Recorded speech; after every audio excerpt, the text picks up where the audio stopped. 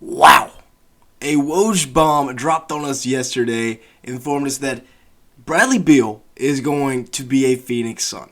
And new owner Matt Ashiba, I believe is how you pronounce it, he's putting all of his chips into one basket by his top four players, D-Book, KD, Bradley Beal, and DeAndre Ayton. Their contracts alone equal the salary cap.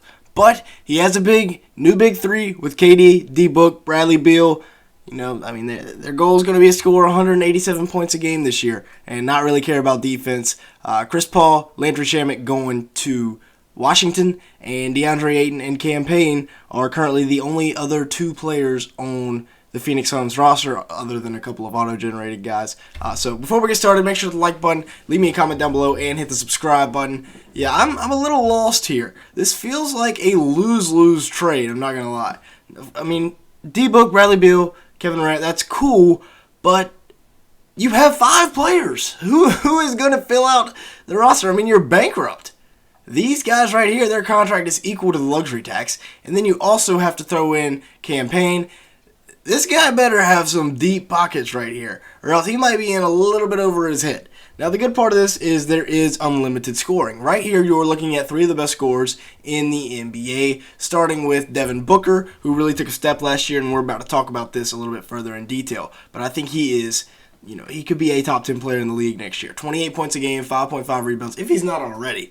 But 28 and 5.5 this year on 50% shooting from the field, 35% from three. I mean, that's pretty dang good.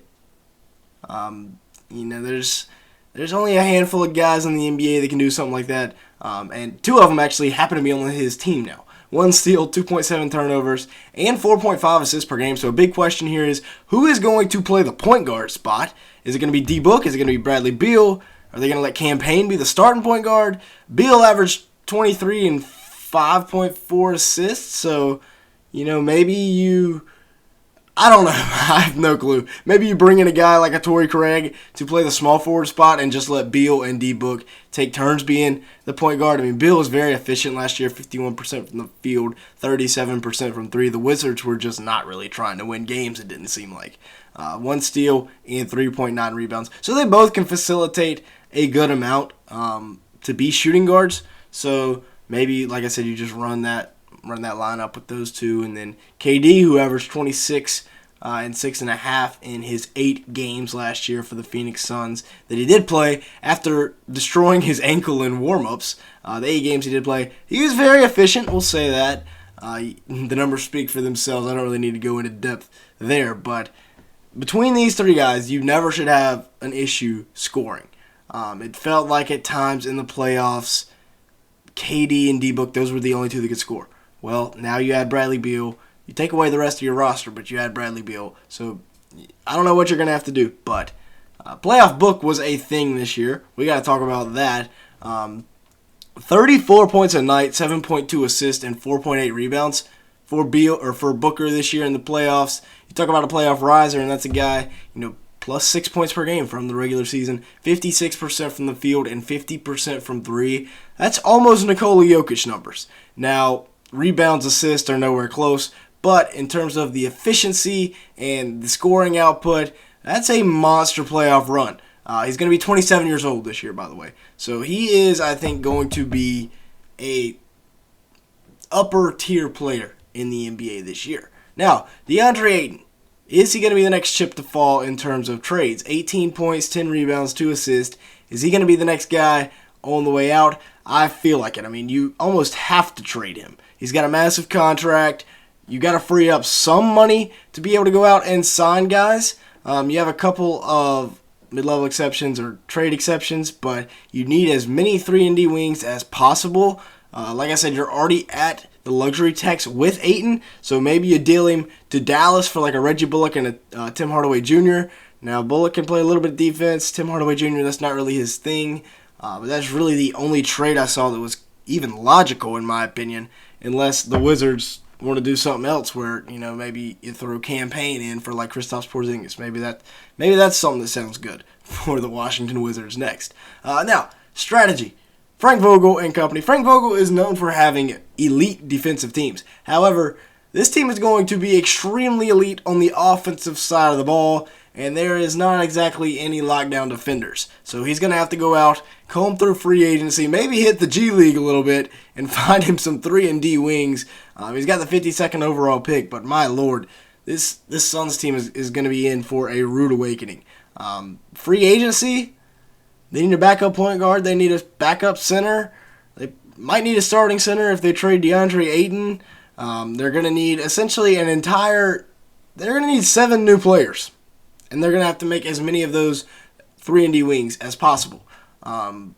It's going to be really interesting to see how this works out. You know, maybe this is a place where like a Dylan Brooks can go sign a minimum contract and hop on. I don't even know if he's eligible for that, though. The Wizards, what the heck are you doing? Basically Landry Shamet for Bradley Beal? In what world does that make sense? I mean, of course you get a few pick swaps, but the Suns are going to be better than you anyway. A full rebuild is what's looking like is happening right now in Washington. Now they have to decide who they want to draft between Cason Wallace and Anthony Black at number 8. Maybe like Jarace Walker could be there, but I think you got to get your franchise point guard here. That's what you start off and build it with. So Cason Wallace would be my pick, although I think they're going Anthony Black. I feel like he's gotten that draft promise. That's why he's in the green room. And at 6'7", he has a lot more potential than Cason Wallace. Cason Wallace is just an elite defender. However, you look at their recent string of lottery picks, it's not been good. Corey Kispert, I don't think Corey Kispert was a lottery pick, was he? If he wasn't, he was fringe lottery. He was somewhere in the 13 to 16 range. So we'll count it. Their last few first-round picks, Kispert, not that great. Johnny Davis was invisible this year. And then Denny Ashvita, just not good at all.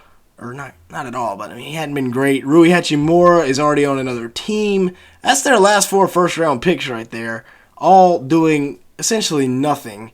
And you wonder why you can't build up a team around Bradley Beal. It is time for a full rebuild in Washington. I hate to say it. Probably going to have a fire sale. Trade Kristaps Porzingis. Well, you already messed up the first part. You didn't get very many picks back for Bradley Beal, but I get he had a player option, or he had a no trade clause, so he essentially got to pick where he went. But it's time to trade Kristaps. 23.5 points, 8.5 rebounds. He's going to be on the way out. He was good this year. 50% from the field, 40% from 3, almost 1.5 blocks. There's going to be a lot of suitors after him. You will probably be able to get more for Kristaps than you would for Beal. And then Kuz is going to be a free agent, and it's looking like the Wizards are not trying to bring him back. So, I mean, he'll go elsewhere as well. It's going to be a completely new Washington Wizards team next year. As for the Suns, I don't know. You're gonna rely on a lot of old dudes out there on the court. A large majority of the team will be 35 or older, it feels like, especially if you do move on from Ayton. If you don't move on from Ayton, then I don't know what you're going to do. You're going to have to go get some guys from LA Fitness. Maybe a few high schoolers will reclass or something. I don't know. You're going to be in trouble when it comes to the fact that you don't have enough money to field a team. Has that ever happened before? Surely not, but oh my gosh. Just a lot of confusion right now, in my opinion. So make sure you hit the like button, make sure you hit the subscribe button. That's going to be it for today's video. Thank you so much for watching. Hit the subscribe button, turn on the post notifications, come back later for more NBA offseason content. And with all that being said, thanks so much for watching today's video.